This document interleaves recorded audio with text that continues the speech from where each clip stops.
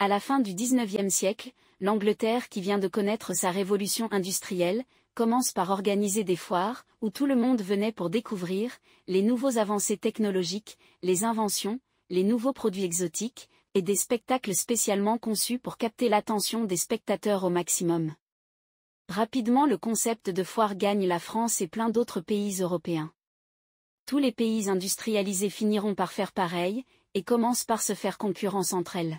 Des années plus tard, tous ces pays, au lieu de simplement faire une foire dans leur pays, s'entendent pour faire des foires géantes à tour de rôle où chaque pays accueille les autres et ses expositions. C'est la naissance des expositions universelles telles que vous la connaissez. Dans ces expositions universelles, tout le monde cherche à impressionner ses invités, et les projets surenchèrent les uns après les autres. En 1884, l'exposition de 1889 est attribuée à la France. Cette année marquait aussi le centenaire de la Révolution française. C'est pour cette exposition que l'ingénieur Gustave Eiffel et son équipe conçoivent une tour métallique de 300 mètres, un exploit technologique inédit à l'époque. La construction dure 2 ans, 1887 à 1889, et mobilise plus de 300 ouvriers. Avant son inauguration, la tour suscite de nombreuses critiques de la part d'intellectuels et d'artistes parisiens, qui la qualifient de monstruosité. Cependant, la tour est rapidement devenue une attraction phare, attirant près de 2 millions de visiteurs durant l'exposition. Après tout ce que je viens de vous raconter, vous pourriez penser que cette tour a l'influence la plus élevée sur l'industrie touristique française. Eh bien, vous serez surpris d'apprendre que la Tour Eiffel n'est pas le lieu le plus visité en France. Le lieu le plus visité en France est Disneyland Paris. Si c'est une attraction construite par une entreprise américaine, qui est le lieu le plus visité, alors il y a forcément d'autres raisons contre-intuitives auxquelles on ne pense pas forcément, et qui sont un énorme avantage pour l'industrie touristique française. La première raison. Voici la liste des 10 pays les plus visités au monde, en termes d'arrivées touristiques internationales en 2023. Vous ne remarquez rien. 8 d'entre elles se trouvent en Europe. La raison est simple. L'Europe, qui s'est industrialisée en premier, a une population avec un pouvoir d'achat plus élevé que la majorité du reste de la population mondiale. Cette population a donc plus les moyens de voyager, et quand il le fait, en général c'est pour visiter un autre pays en Europe. Les voyages touristiques se passent principalement à l'intérieur de l'Europe, favorisant ainsi l'industrie touristique de chaque pays. Dans ce contexte, la France a une géographie très avantageuse. Étant d'abord en Europe et ensuite proche des 2 géants économiques, l'Allemagne et l'Angleterre, sa position au cœur de l'Europe occidentale en fait une plaque tournante naturelle pour les voyages. De nombreux touristes passent par la France simplement parce qu'elle est facilement accessible depuis des pays voisins comme l'Allemagne, l'Espagne ou le Royaume-Uni. Les grands hubs comme Paris-Charles de Gaulle facilitent également les correspondances vers d'autres destinations européennes. Donc la première raison est simplement sa géographie. La deuxième raison. Voici la liste des 10 langues les plus parlées au monde. Le français n'occupe que la 5e position. Avec ses 321 millions de locuteurs, le français est loin derrière l'anglais avec ses 1,5 milliard de locuteurs. Mais l'Angleterre n'est pas le pays le plus visité. Ni même les États-Unis. Alors pourquoi ? La particularité de la France est le manque de concurrence sérieux pour le marché francophone. Je m'explique. Un touriste qui ne parle que l'anglais, qui voyage, a le choix entre toutes les destinations du monde entier. L'anglais est officieusement la langue officielle du monde. Il peut choisir entre à la fois l'Angleterre, les États-Unis, le Canada, et aussi la France.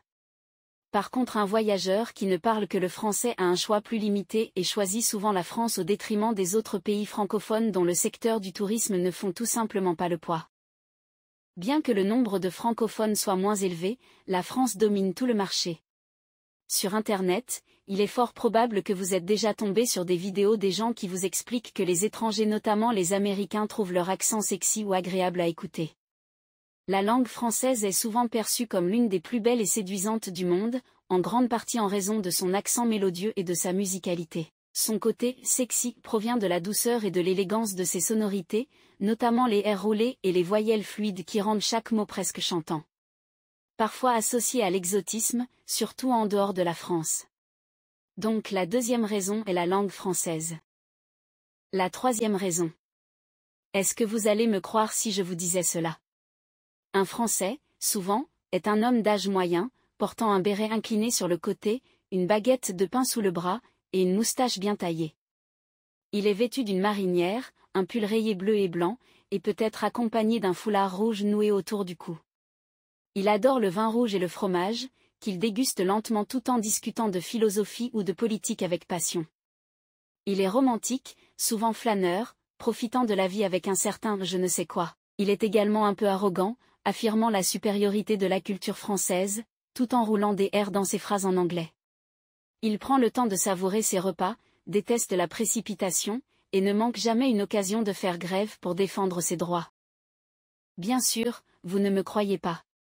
Ce stéréotype, bien qu'amusant, est plus répandu que ce que vous pourriez penser.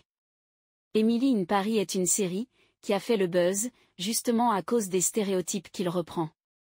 Cette série un symptôme parmi tant d'autres. Le marketing mensonger de l'art de vivre à la française repose souvent sur une vision idéalisée et simplifiée de la France, qui est bien loin de la réalité quotidienne. Cette image véhiculée par les campagnes publicitaires, le cinéma ou les médias est celle d'un pays de gastronomes raffinés, de Parisiens élégants flânant dans des cafés chics, et de vacances parfaites dans des paysages pittoresques.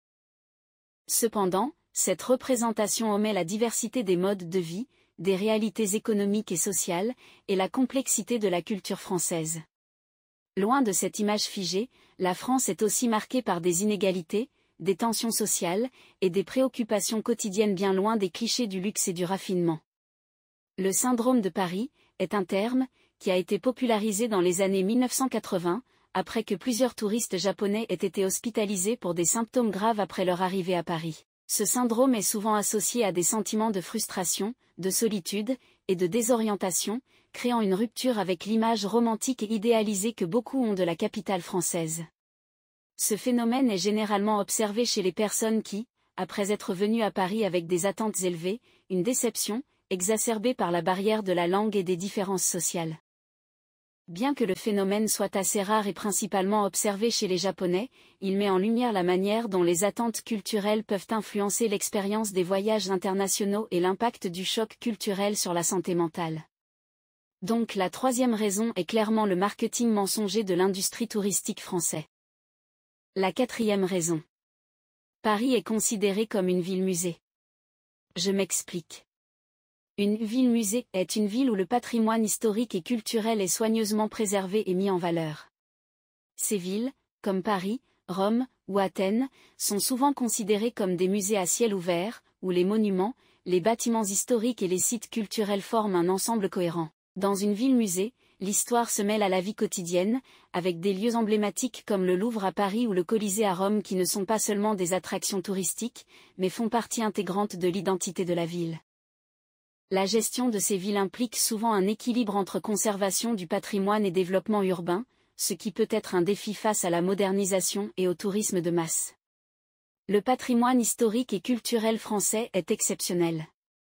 La Tour Eiffel, symbole incontesté de Paris et de la France, le château de Versailles, ancienne résidence des rois de France, le château de Versailles, avec ses somptueux jardins, sa galerie des glaces et ses appartements royaux, incarne le pouvoir absolu des Bourbons au XVIIe siècle. Notre-Dame de Paris, bien qu'elle ait été partiellement endommagée par un incendie en 2019, la cathédrale Notre-Dame reste un symbole incontournable du gothique français et de l'histoire religieuse de la France.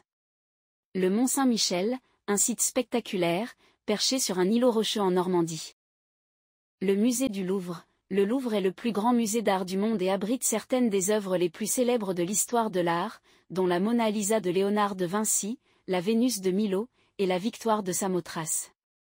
Il rassemble des collections de civilisations antiques, d'art européen, d'objets d'art islamique et plus encore. La France charme par sa diversité culturelle et ses événements uniques, Fashion Week de Paris, Ballon d'Or, festivals comme les Rencontres d'Arles ou salons littéraires. Entre patrimoine, gastronomie, village caché et tourisme durable, elle conjugue tradition, modernité et élégance pour offrir une expérience touristique inégalée. Mais n'oubliez pas que tout ceci est quand même dopé d'un marketing mensonger et que l'expérience d'un touriste n'est pas aussi incroyable que vous ne le pensez. N'oubliez pas de laisser un pouce bleu sur cette vidéo si elle vous a inspiré et de vous abonner si vous aimez et moi je vous dis à très bientôt.